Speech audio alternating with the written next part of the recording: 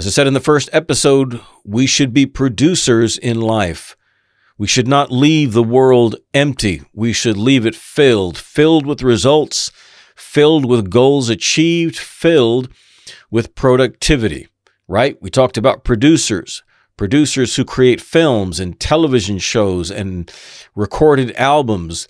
We talked about food producers, those who grow things, right? They grow vegetables, they grow fruits. They are producers of the produce. We call the stuff at the store that you get the produce section, right? Because this is the stuff that literally has been produced out of the ground, right? It is a production. How much production is there in your life? How much productivity is there in your life? It's good to be busy, but sometimes we can be busy and not be productive. We want to be productive, producing the kind of results that we want. You know, I work in another group, coaching for musicians and that sort of thing.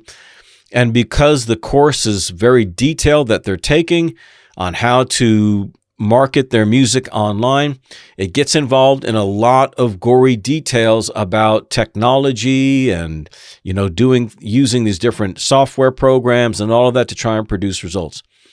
But what can happen is that the musician or the artist gets so fearful of putting themselves out there, so fearful of really engaging in sales, that they end up just occupying themselves being busy with the course. So they spend just way too much time putting their website together, way too much time putting their store together, way too much time on setting everything up. I'm not want to minimize that, but they spend so much time on it that after a few months, they're still not producing results and they get discouraged.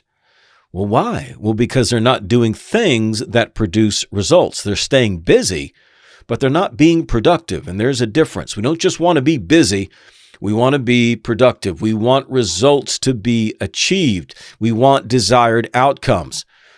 But again, nothing's going to motivate you more than seeing those desired outcomes. Nothing's going to motivate you more than seeing those desired results. But this means we got to change our thinking. We got to change our thinking into a productive or producing mindset. You got to say each day, okay, what are the desired outcomes that I want? What are the problems that I want to see solved? What are the issues that I would like to see resolved? I don't know what you use to take notes for yourself, whether it's a pad and pen or it's your phone or something like that. But you want to constantly, I keep a to-do list on my phone all the time. And if something hits my head, like, hey, call somebody to fix this, or hit somebody up about that, or remember to post this, or send an email to so-and-so, or go to the grocery store, don't forget this.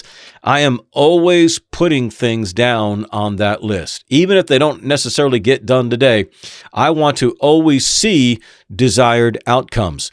And so if I see something, for example, in my house that I want to see repaired or whatever, I'll put it in that list too. Because you've done that, right? You said, oh, man, I got to call the appliance repairman. Oh, I got to call this person. Oh, I got to call that service. And you just keep putting it off.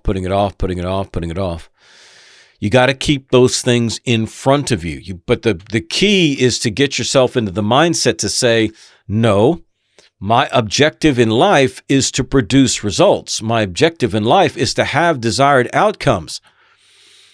But again, man, we live in an age where just luxury and ease is just, man, kind of lull people to sleep. And they're just all about the life experience.